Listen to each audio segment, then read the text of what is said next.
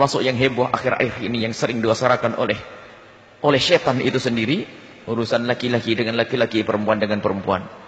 Nah, kalau nuruti setan, bagaimana minta perlindungan dari setan? Karena dia bekerja dengan setan, kerjasama dengan setan, perzinahan dan sebagainya. Lihat begitu indahnya kemuliaan yang dibangun di dalam hubungan suami istri. Maka jangan lupa untuk baca doa dan dihafal doa ini. Biarpun dalam keadaan sudah tidak harapan untuk punya keturunan lagi, karena ini akan mendapatkan keutamaan dan kemuliaan. Kita lanjutkan karena ada permasalahan yang akhir-akhir ini harus diangkat dan dijelaskan tentang bagaimana melampiaskan syahwat dengan cara yang haram. Mulai dari yang namanya perzinahan atau pelaku-pelaku seks yang nyeleneh. Saat ini mari kita menghadap kepada Allah, pandang mereka dengan kasih sayang. Yang kepleset dalam zina, semoga Allah hentikan dari kehinaan itu, dan semoga Allah mengampuni mereka. Yang saat ini kelainan, pandang mereka dengan kasih sayang. Jangan dicaci, jangan diolok. Kasihan mereka. Hendaknya segera kita tolong, dan jangan tambah dijerumuskan. Tolong pandang mereka dengan mata kasih sayang. Kalau kita menemukan orang yang ada di kiri kanan kita atau tetangga kita, orang yang punya kelainan di dalam urusan seks, lalu dia laki-laki dengan laki-laki atau wanita dengan wanita, pandang mereka dengan kasih sayang, ayo kita bantu. Kita selesaikan urusan mereka. Kita kembalikan kepada fitrah yang normal. Kita bantu. Jangan dicaci dan diolok. Karena dia telah salah bergaul. Akan tapi hendaknya kita kembalikan. Dan jangan ditambah jerumus. Jangan kita jerumuskan lebih jauh lagi. Dengan mengikuti propaganda iblis mendukung istilah kehinaan ini. Dan yang harus difahami agar kita punya benteng. Ini bagi yang sudah terjerumus, ayo kita tarik dengan halus. Bagi yang jauh dari ini, hendaknya lebih paham lagi. Bahasanya pekerjaan itu yang namanya homo sama lesbi, atau dalam bahasa Arab liwat sama sehak, itu adalah dosa gede. Dosa yang sangat besar.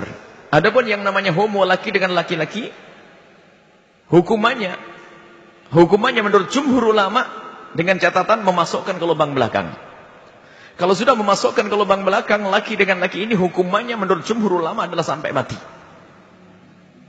Dihukum sampai mati. Bukan hukumannya rajam, akan tapi dibunuh dengan cara dilempar.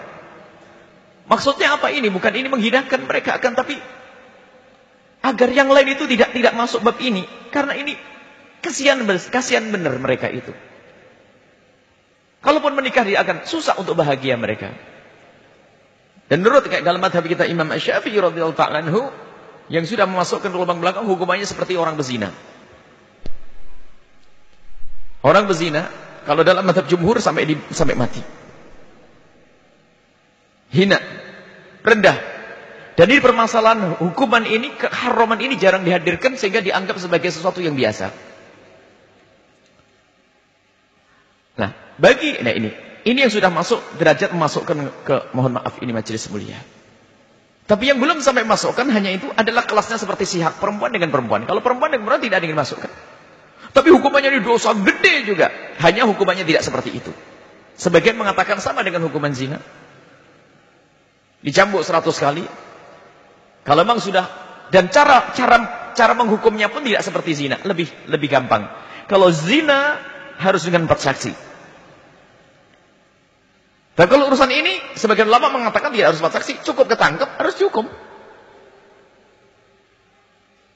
Dan tidak semuanya harus dihukum, akan tapi lebih diutamakan untuk menarik diri. Ini yang harus kita serukan. Cukup kembali kepada Allah, tobat minsab. Dan jangan dianggap ini sepele. Sihak, perempuan dengan perempuan, dosa gede. Sebagian ulama mengatakan hukumannya seperti zina. Sebagian mengatakan hukumannya adalah takzir, dihukum. Bahkan menurut madhab Imam Malik, hukumannya pun kadang melebihi daripada cambukan orang zina. Karena apa? Mungkin dia termasuk orang yang berlebihan, menyeru. Bukan sekedar dia melakukan begitu, tapi mengajak. Ini harus ditegaskan hukum ini. Kalau laki dengan laki-laki yang tidak sampai masuk ke lubang belakang, hukumnya semacam itu. Sebagian mengatakan, ini ditakzir. Ini ulama mengatakan ditakzir, dihukum, bahkan kadang hukumannya pun bisa lebih dari 100 kali cambuk. Ada sebagian mengatakan tidak boleh lebih dari 100. Tapi bukan masalahnya hukuman. Kalau hukuman di dunia itu beres. Siapapun yang dihukum di dunia, di akhirat tidak dihukum. Akan tapi yang mengerikan adalah hukuman di hadapan Allah nanti. Ini dosa besar. Ini dosa besar dan mengerikan ini. Maka hendaknya mereka segera kita tolong. Sehingga mengerikan propaganda barat sana. Kita menemukan berita-berita di negeri kafir sana. Ada diskusi sampai ditulis buku-buku bahwasanya ini adalah hal yang biasa. Karena tujuannya adalah pelampiasan syahwat, selesai. Asalkan ada aturannya dan sebagainya. Bahkan perlu diresmikan dalam pernikahan dan sebagainya. Itu adalah kegilaan. Ini justru malah menjerumuskan mereka. Semestinya ditarik kembali. Kalau ada yang mengatakan susah, oh tidak, bukan susah. Dan ada. Kita juga berurusan dengan sebagian dari hamba-hamba yang kena semacam itu. Dan mereka bisa diselesaikan. Tadi pagi kita bahas panjang lebar di radioku. Mungkin bukan saat ini waktunya. Ada acara masalah ilmu, kejiwaan. Para pakar-pakar ilmu jiwa tentu seharusnya mengerti dalam hal yang demikian ini. Cuman rupanya pakar ilmu jiwa banyak yang sudah kena penyakit jiwa saat ini. Sehingga malah mengatakan hal itu fitrah, biarkan saja begitu saja, na'udzubillah. Justru ini tidak sayang kepada mereka. Mestinya kita kembalikan kepada fitrah yang selamat. Sehingga dia bisa hidup normal, suami istri lalu punya keturunan, lihat. Mau diresmikan, na'udzubillah. Dan bagi siapapun yang mengatakan ini adalah halal, ia adalah keluar daripada iman. Karena sudah nas Al-Quran. Masalah kaum Nabi Lut. Kemudian hadis yang sangat banyak. Hendaknya takut kepada Allah. Laki dengan laki. Biarpun tidak sampai derajat memasukkan, ini adalah hukumannya seperti sihak perempuan dengan perempuan tadi. Dan hukumannya besar di hadapan Allah Subhanahu wa taala. Ini dosa yang sangat besar. Ayo kita tarik. Kembalikan mereka kepada fitrah yang selamat, fitrah yang sehat, fitrah yang benar. Dan kalau ada orang mengatakan tidak bisa, oh enggak. Seperti halnya di saat dia punya fitrah yang benar, lalu dia nyeleweng, ini perlu proses. Maka dari nyeleweng menuju sempurna, itu juga ada proses. Tapi jangan berkata tidak. Bagi orang yang tidak kelainan pun, kalau dilatih untuk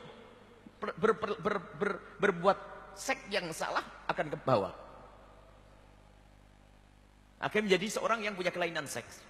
Sehingga sampai ditemukan orang yang bisa. Seorang laki-laki bisa berurusan dengan perempuan, bisa dengan laki-laki. Ini adalah kebusukan yang harus dihadirkan. Justru kita hadirkan itu tanda kita sayang malahan. Sayang kepada mereka yang terjerumus. Ayo selesaikan, kita ngobrol yang baik. Agar takut kepada Allah dulu. Kalau alasannya mengatakan aku tidak bisa menahan dan sebagainya. Kalau urusan tidak bisa menahan itu adalah urusan takut kepada Allah. Sama seorang laki-laki dengan perempuan. Normal. Saya laki-laki normal. Perempuan normal. Dalam keadaan bangkit syahwat. Dia ingin melakukannya, tapi setelah ada batas ini haram, bisa kok menahan.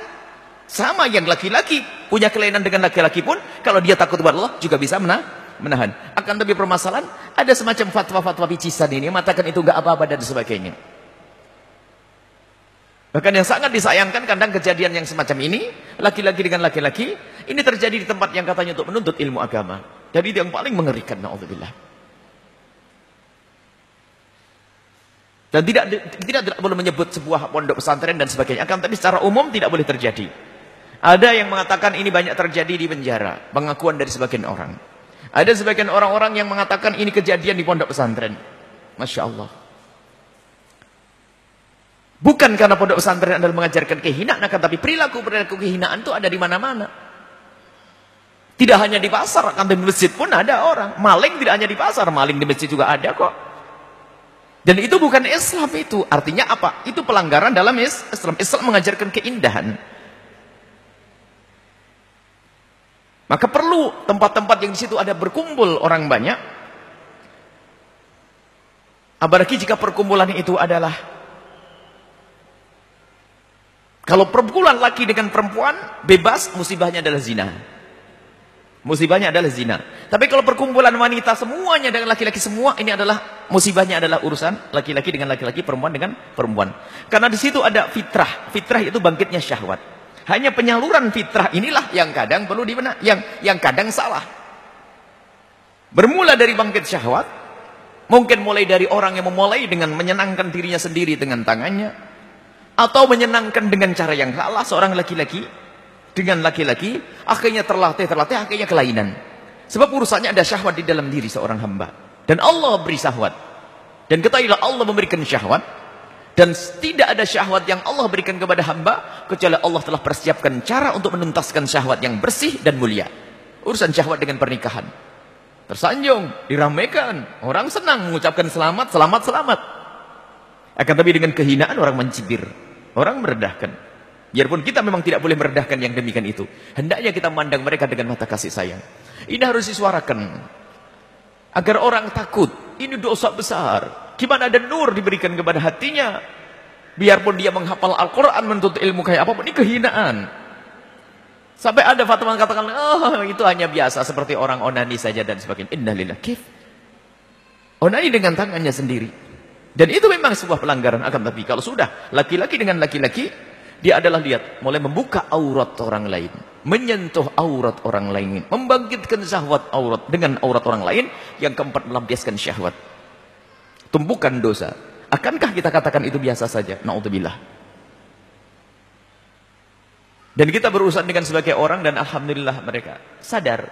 Mereka mau berobat, saya ngadep dalam keadaan dia sadar, aku pengen sembuh. Banyak di antara mereka yang kita temukan itu ternyata sejarahnya adalah justru di tempat-tempat semacam itu. Tempat yang baik. Bahkan ada yang hanya tinggal di tempat yang baik beberapa bulan saja kena penyakit.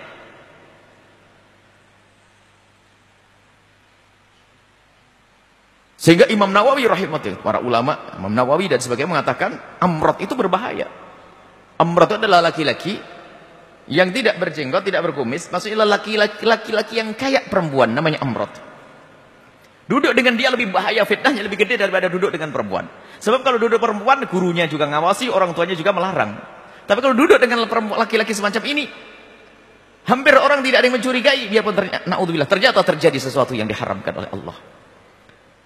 Disuarakan ini. Kalaupun yang mendengar hanya satu orang, alhamdulillah kita sudah menyampaikan agar kita tidak dituntut di hadapan Allah. Semoga semuanya mendengar, amin. Maka dari itu lihat, kelanjutannya adalah apa? Anak kita. Anda jangan lengah urusan anak kita. Anda punya anak perempuan baik, solehah. Tapi di luar, tidak semua anak laki-laki baik. Mungkin dia ingin mengganggu anak Anda. Ternyata yang ganggu anak perempuan kita bukan anak laki-laki saja. Ternyata perempuan dengan perempuan, soal propaganda ini, melalui internet dan sebagainya ini, kadang-kadang diajari untuk menyenangkan. Bahkan itu yang sangat praktis bagi iblis-iblis untuk menjerumuskan. Kalau iblis masuk rumah tangga orang Islam mengajari zina anak-anak kecil, susah. Anak SMP kelas 1 disuruh berzina, mikir dengan siapa? Nanti ketahuan orang tua, di mana tempatnya? Akan tapi diajak melampiaskan syahwat dengan sahabatnya. Diajak main game di rumahnya, setelah itu apa? Bangkit syahwat dan sebagainya. Atau melihat gambar yang membangkitkan syahwat bareng-bareng. Setelah itu apa? Saling tolong-menolong dalam melampiaskan syahwat. Akhirnya terbiasa dan ini praktis bagi dia. Gak akan bakal hamil dan seterusnya. Kelainanlah sang anak. Hati-hati. Maka jangan latah mentang-mentang duitnya banyak memberikan anak. Sebab-sebab mereka terjerumus. Ada sebagian orang tua latah. Anaknya diberi fasilitas. Yang namanya HP yang berkamera atau segala macam. Internet sebebas-bebasnya. Na'udzubillah. Kalau Anda harus berikan kepada anak fasilitas kontrol yang ketat. Kalau tidak, Anda akan menjerumuskan anak Anda. Oh, pengaruh di luar. Mereka lebih pandai berkomunikasi daripada Anda dengan anak Anda. Kita jarang ngomong dengan anak, tapi mereka aktif komunikasi dengan anak-anak kita. Makanya yang dibidik, penyeru-penyeru kehinaan ini yang dibidik adalah anak-anak masa pubertas. Kenapa anak masa pubertas? Mereka mendidik orang yang belum punya pengalaman apapun dalam urusan melampiaskan syahwat. Sementara saat umur-umur begitu, bangkit syahwat, bergolak, ingin. Sehingga dia akan mudah dihancurkan di saat pengalaman, mohon maaf ini, keluar mandi di saat pertamanya dengan cara yang salah. Dianggap itu praktis. Apakah ya, dengan laki-laki dan seterusnya. Akhirnya dia terbiasa. Sebab kalau dengan perempuan, seorang laki dengan perempuan nunggu 10 tahun yang akan datang. Karena nikahnya umur 25 atau 24. Sebentar diajari dengan cara yang semacam ini. Kenapa? Tidak disadarkan kalau ini adalah haram. Ini adalah haram. Sehingga berbahaya. Maka dari itu, kita harus waspada dari manapun anak kita berada. Apakah itu di kos-kosan? Apakah di pondok sekalipun? Dimanapun tempat, hendaknya kita waspada. Semoga Allah membalas kebaikan guru mulia Al-Habib Hasan bin Ahmad Baharun, pesantren Darul Lughah Dakwah Bangil. Dulu waktu kita mondok itu, ya sebelum kita mengerti, ranjang, lampu terang, setiap santri harus pakai celana. Tentu tidak disebutkan sebabnya apa, yang penting harus seperti itu undang-undangnya. Ternyata untuk menghindari hal-hal yang semacam ini. Sampai masyhur waktu itu karena biarpun sudah rapi pun mesti biasanya ada pelanggaran 1-2. Dan biasanya penyakit dibawa dari luar. Karena di luar berurusan dengan tempat yang tidak pernah diperhatikan urusan yang semacam ini, sehingga masuk ke dalam, terjadi yang demikian.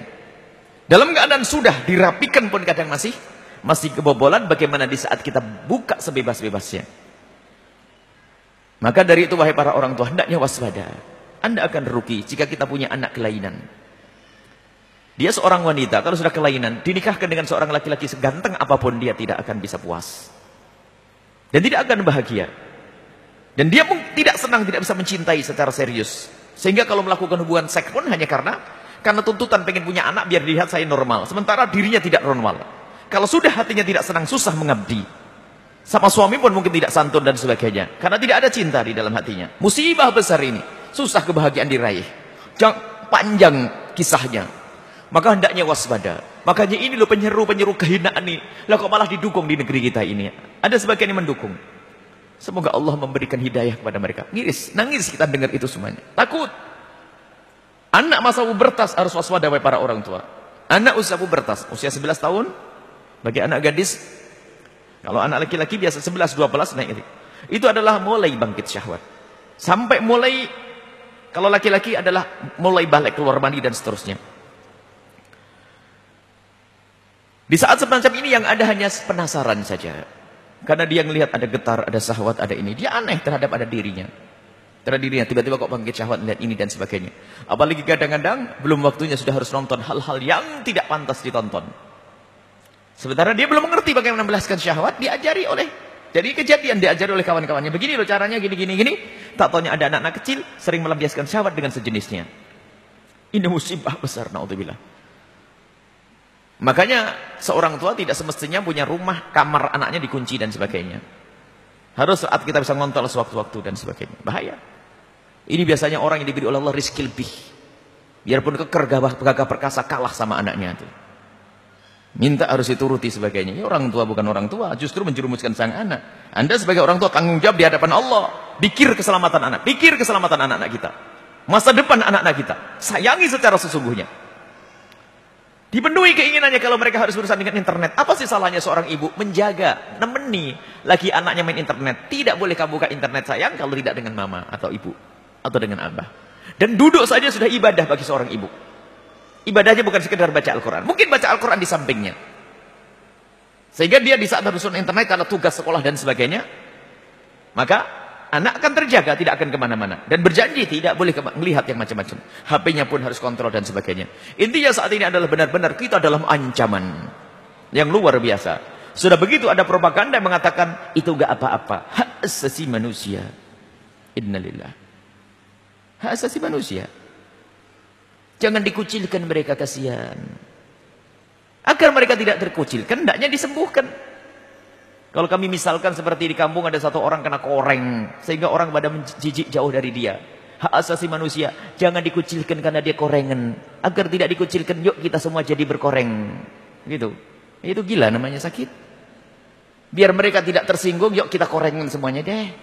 Ya tidak begitu dong. Disembuhkan, ayo diobati. Ditolong. Dan yang mengatakan tidak bisa itu adalah psikiater yang bukan ahli. Kayaknya sekolahnya ngantuk. Dan kita mencoba beberapa orang dan alhamdulillah mereka berusaha. Pertama dirasa takut kepada Allah. Ada seorang yang melakukan demikian, akan tapi di saat diajarkan rasa takut memang udah gak kuat. Sampai dia berkata, kalau saya dekat dengan laki-laki gemeteran. Ajib. Laki-laki. Kalau dekat dengan laki-laki pasti gemeteran, tidak mampu dia. Kalau berduaan sudah. Kalau melihat laki-laki ganteng sudah. Tapi ada bilang haram. Iya, saya ngerti haram. Ya sudah, jangan. Namanya syahwat kan berkala munculnya. Sehingga suatu ketika dia, saya ceritakan pada pertemuan yang lalu. Sehingga pada suatu ketika bisa melakukan dengan istrinya, biarpun pertama dalam keadaan terpaksa. Karena ini dihindari, maka dia bisa melakukan yang ini. Karena dengan cara yang salah ini dihindari, sementara syahwat itu seperti orang lapar. Akan muncul. Dia menghindari dengan cara yang salah, di hadapannya ada dengan cara yang benar. Pertama dia melakukan dengan istrinya berat sekali. Dan susah. Akan tapi terus dia menghindari dari yang haram, akhirnya dia bisa melakukan dengan cara yang benar. Ada lagi ini yang salah, mengobati dengan cara yang salah ini. Hanya dia pakar ilmu jiwa untuk berlatih. Jadi untuk mengembalikan kamu dalam keadaan normal, kamu harus berlatih. Berlatihnya gimana? Seorang perempuan suruh cari laki untuk berlatih ini. Suruh latihan zina, musibah. Harus ada bimbingan untuk kembali. Nggak, ada acara. Ada aturan. Intinya bisa. Kalau ada mengatakan tidak bisa, berarti dia telah gagal belajar ilmu psikologinya. Ada perlahan, difahamkan. Tidak beda dengan urusan makan. Mungkin sesuatu ketika ada orang yang jijik dengan sebuah makanan. Jijik dengan sebuah makanan. Bagi orang lain tidak menjijikkan. Kalau Anda suruh makan ular, kayaknya nggak mau ya. Makan cacing nggak mau ya. Makan cacing. Baik. Nggak mau makan cacing. Baik. Saya tak tahu hidup di satu tempat. Setiap hari orang makan cacing. Dan Anda tidak dikasih apa-apa kecuali hidangan sama cacing. Mikir, lapar. Icipin dikit-dikit. Oh enak. Akhirnya makan cacing. Biasa. Sama urusan yang demikian juga nggak beda. Ada terapinya. Tolong. Ini ditolong hamba-hamba yang semacam itu. Mohon jangan dicaci. Kami tidak berani mencaci mereka di atas mimbar. Mengolok mereka. Itu bukan tugas. Karena kita belum pernah duduk dengan mereka. Kami tidak pernah menjangkau satu persatu untuk diskusi. Memahamkan kalau ini adalah haram.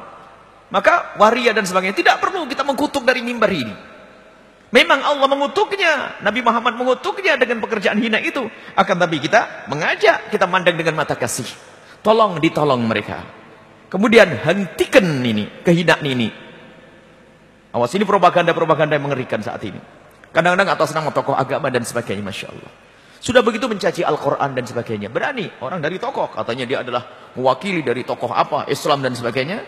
Bahkan malah meragukan Al-Quran. Keluar dari iman. Sampai kisah Nabi Lut itu dikatakan. Itu kan Nabi Lut yang sentimen saja. Itu karena istri anak perempuannya pada nggak laku. Nah kan kurang ajar. Dengan begitu rendahnya. Bahkan ada mengatakan ini. Kayaknya kisah. Ada satu tokoh. Dibesarkan oleh orang sebuah organisasi Islam ini. Tidak tahu sakit dia anaknya itu. Sudah lama sakit belum sembuh-sembuh. Kenapa? Penyakitnya itu didukung. Masuk Islam yang ngaco itu. Sampai mengatakan cerita homo yang ada dalam kisah Nabi Lut itu persis kisah yang dinukil dari kisah-kisah Yahudi. Nah, hanya kebenarannya aja. Jadi meragukan kalau hukum itu adalah haram. Ini bahaya sekali. Lihat. Sementara di dalam Islam, lihat indahnya luar biasa. Mau melakukan saja harus menghadap kepada Allah. Dengan mengharap keturunan yang mulia. Dengan membaca doa. Nggak kebayang orang melakukan zina. Membaca Bismillahirrahmanirrahim. Jannibna syaitan wa jannibi syaitan. Kamu mau zina kok. Dengan urusan syaitan. Maka ternyata masalah besar yang selama ini terjadi adalah. Hal ini tidak dianggap sebagai sesuatu yang haram berat. Dianggap sepele. Dan mohon ini. Yang ngurusi para santri dan sebagainya, takutlah kepada Allah. Nur itu hanya melalui ketakwaan dan rasa takut kepada Allah. Bagaimana nur ilmu bisa didapat jika orang melakukan kehinaan? Melakukan kehinaan dalam syahwat ini. Yang lalu biar berlalu, Allah Maha Pengampun. Mungkin ada di antara yang mendengar suara ini pernah dulu terjerumus dalam kehinaan ini. Mana masa lalu mereka? Apakah termasuk zina atau homo atau sebagainya? Lalu yang lalu, Allah Maha Kasih. Sekarang ini ayo berhenti. Kalau Anda menutup pintu haram, pintu halal akan kebuka untuk Anda. Bagi seorang wanita yang memang Anda harus dengan seorang perempuan selama ini, Anda tutup. Aku mengaku. Aku tahu ini haram. Kalau Anda tahan, Anda akan mudah melakukan dengan seorang laki-laki. Tapi jika keharaman ini tetap kebuka, musibah. Keharaman tetap kebuka, musibah. Kapan bisa berhenti dari keharaman? Sementara yang haram dianggap bukan sesuatu yang haram. Maka biarpun namanya mufakhadah dengan paha, ini mufakhadah, tidak sampai masuk dengan gesekan-gesekan, itu adalah dosa besar. Dosanya meningkat 4. Membuka aurat, melihat aurat, menyentuh aurat, membangkitkan syahwat dengan auratnya orang lain, kemudian sampai puas. Semoga Allah menjaga kita semuanya. Pembahasan panjang masalah ini, termasuk terapi, harus ada pemahaman tentang terapi, termasuk penjagaan untuk anak-anak kita semuanya. Pendidikan dari Nabi luar biasa, sampai Nabi mengajarkan kalau sudah anakmu umur 10 tahun hendaknya kau pisah ranjangnya, tempat tidurnya dipisah. Khususnya laki-laki jangan campur dengan perempuan. Seakrab apapun ketahuilah, syahwat itu lain, tidak bisa dikendalikan. Kalau Anda punya anak sudah mulai 10 tahun ke atas atau 7 tahun ke atas sudah mulai dipisah tempat tidurnya. Karena kita tidak tahu di saat mereka ingin pipis di malam hari. Di saat mau ke kamar kecil, di waktu bangun lihat kakaknya tersingkap auratnya. Atau melihat adiknya tersingkap auratnya. Mungkin mula-mula dia adalah ragu-ragu untuk melihat, akan tapi bersama bangkitnya syahwat, dia semakin semangat untuk melihat. Suatu ketika dia melihat sepintas, dan mungkin ke bawah dalam tidur, atau terkebayang-bayang dalam tidurnya. Akhirnya di hari berikutnya, dia tidak bisa tidur, nunggu adiknya tidur, hanya ingin dilihat. Terus berkembang ini. Pendidikan dari Islam itu indah. Biarpun laki-laki dengan laki-laki, farikuhum fil madaji'i. Pindah tempatnya itu sendiri. Selimut sendiri, tempat sendiri. Ini pendidikan indah dari Nabi SAW. Menghindarkan anak-anak kita dari kehinaan-kehinaan itu. Patuhi Rasulullah, Anda akan menemukan keistimewaan. Patuhi Rasulullah. Maka sefakir-fakir apapun kita, hendaknya punya tempat khusus untuk tidur anak-anak putri kita. Untuk tidur anak laki. Kalau laki mungkin lebih mudah. Taruh di ruang tamu, kasih bantal, beres dia tidur. Di meja, di kursi pun bisa tidur. Tapi anak perempuan lihat. Masya Allah. Kamar mandi, toilet, sefakir apapun, hendaknya ada penutupnya dan ada kuncinya. Biarpun hanya besi atau kayu, pak, celek begitu sudah. Kenapa? Agar terhindar anak kita dan dilihat auratnya oleh orang lain. Masya Allah. Namanya syahwat-syahwat itu dibimbing oleh setan. Setan menghantarkan kepada kehinaan. Na'udzubillah. Kalau kita tidak hati-hati, Masya Allah, akan terjerumus. Kalau sudah terjerumus dalam kehinaan, Masya Allah, hukuman di hadapan Allah. Semoga Allah menjaga kita semuanya. Yang mendengar suara ini, yang tidak mendengar suara ini, semoga digolongkan sebagai orang yang selamat kita ini. Selamat, selamat. Urusan ini syek syahwat. Syahwat lebih dahsyat daripada urusan perut lapar. Gila, buta mata. Gak pandang sampai seorang bapak kadang menggauli anaknya sendiri. Adik dengan kakak. Dan kita menemukan kisah-kisah semacam itu. Nangis. Seorang perempuan menangis. Na'udzubillah. Karena bapaknya sudah gila. Seorang anak menangis. Ngadu kepada kita menangis. Karena dia sudah melakukan keharaman. Ada bilang Allah Maha Pengampun, tobat ya ukhti, tobat kepada Allah. Akhirnya nangis, Buya tahu siapa yang melakukan kepada saya. Kaget, siapa? Sampai saya tidak sadar ikut. Nah, adalah ayah saya sendiri. Allah. Bahkan ayah saya melakukan di saat saya sholat malam, waktu saya masih megang tasbih, tiba-tiba masuk kamar waktu sholat, dan saya tidak berani berbicara sampai hari ini karena ibuku sakit jantung. Allah. Dan semua orang tidak mengira kalau di rumahku terjadi yang demikian, karena rumahku rumah terhormat. Kalau dilacak pasti karena kebiasaan orang yang tidak pernah takut kepada Allah, ngentengkan dosa. Semoga Allah menjaga kita semuanya. Dan jangan dianggap ini tidak ada. Tapi Allah Maha Pengampun, ingat, berhenti. Siapapun yang pernah mukaddimah kehinaan berhenti saat ini. Jangan dilanjutkan. Mulai dari yang laki-laki, perempuan, atau mukaddimah zina, hendak dihentikan. Waspada wahai para orang tua anakmu urusan pacaran dan sebagainya. Hati, kita perlu mendidik anak kita dengan kemuliaan. Kita pengen anak kita di saat bertemu laki-laki terhormat dia. Jaga pandangannya. Anak laki-laki kita pantang melototin perempuan. Terhormat. Dengan laki-laki terhormat. Indah lihat. Bahagia orang tua yang demikian ini. Kenapa kau tidak mau anak kita semacam ini? Kenapa kok kita malah sering ingin merusak anak kita dengan bermacam-macam fasilitas untuk anak kita? Gara-gara rezeki yang Allah berikan kepada kita. Ayo kita membuat perubahan. Tapi ingat semua dengan halus dan indah. Dan juga kita ingin menghadirkan, insya Allah ada ambil, insya Allah silsilah. Bagaimana mengajari cinta untuk anak-anak kita. Ini adalah satu ilmu yang jarang dihadirkan, sementara ini adalah sangat perlu. Mengajarkan bagaimana anak kita untuk mencintai. Bukan kita menyuruh anak kita berpacaran. Kita memahami perkembangan jiwa anak itu. Sebab anak masa pubertas itu, mohon maaf ini singkat saja agar ada gambaran nanti. Anak itu pada masa pubertas itu biasanya sering ada muncul kekaguman. Yang normal dengan lawan jenis. Muncul kagum. Oh, ganteng. Kalau anak kita perempuan, laki-laki ngatakan cantik, kagum. Pertama kagum dulu. Kemudian setelah itu ada kecenderungan. Di antara yang ganteng mulai ada kecocokan. Makanya di saat bertemu dengan dia deg-degan dan sebagainya. Macam-macam. Nah, ini adalah marah kekaguman. Lah, kekaguman di sini orang tua sudah harus paham di sini. Jangan sampai kebablasan masuk bab mengambil keputusan. Sebab mengambil keputusan ini lo sudah mengajar. Aku harus mencintai dia. Ini repot. Gula Jawa rasa coklat. Dididik, dibenahi susah. Maka orang tua harus paham dalam hal ini. Sehingga di saat kita menemukan anak sudah mulai ada gejala-gejala semacam itu, diajak diskusi, difahamkan untuk mengambil keputusan dalam mencintai. Sehingga apa? Keputusannya ternyata adalah ilmu. Misalnya apa? Suatu ketika kalau kamu ingin menikah harus orang yang baik, begini, difahamkan.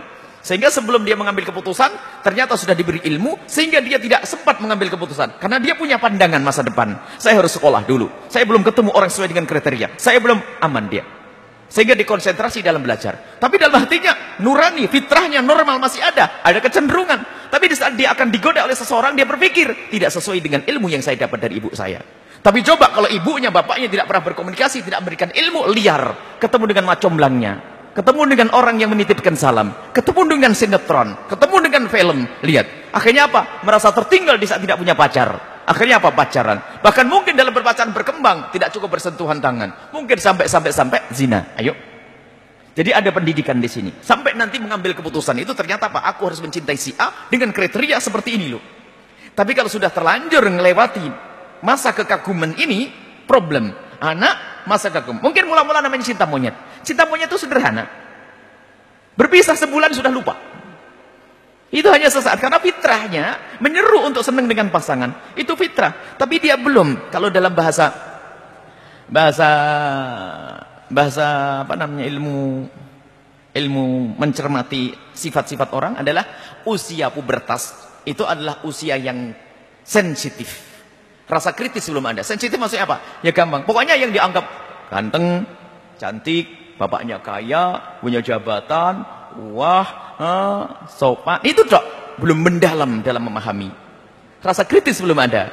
Sehingga bahasa yang sering kita dengar adalah anak-anak usia semacam itu biasanya selalu ingin tahu, ingin mencoba. Makanya ada anak usia pubertas itu menjadi gila. Naik motor, nggak pakai rem, mabuk, aneh-aneh. Ini kan ikut-ikutan. Karena dia menganggap itu loh yang hebat.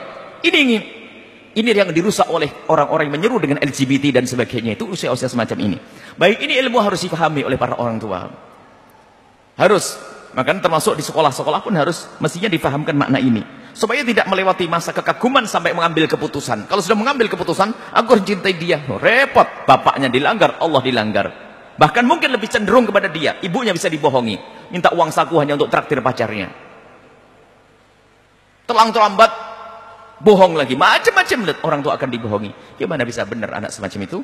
Mohon maaf, mukadimahnya lebih panjang karena nih masanya harus kita bicara yang demikian itu supaya kita tidak terlena, dikagetkan dengan kehancuran di anak-anak kita. Kita tidak ingin dikagetkan dengan kerusakan di anak-anak kita. Dan ingat, jangan merusak orang lain. Jangan merusak orang lain. Berusaha untuk menghentikan kerusakan pada orang lain. Ingat janji Allah. Melalui lidah Rasulullah, Allah fi aunil abdi makanal abdu fi auni akhi. Kalau Anda menolong anaknya orang untuk selamat, Allah akan selamatkan anak kita. Jangan membuat sesuatu yang menjadikan anak rusak. Maka jika Anda punya bisnis, jangan bisnis yang merusak anaknya orang. Termasuk permainan, hiburan dan sebagainya. Jangan Anda punya usaha yang merusak anaknya orang. Memang dalam Islam tidak ada hukum karma. Dalam Islam tidak ada hukum karma. Hukuman-hukuman. Dan hukuman kadang-kadang di dunia sebelum di akhirat. Sehingga kita punya anak, seorang bapak, karena sering merusak anaknya orang, dihukum oleh Allah dengan anak yang rusak. Sehingga dia dipusingkan dengan anaknya, na'udzubillah. Semoga Allah menjaga kita dan menjaga anak-anak kita.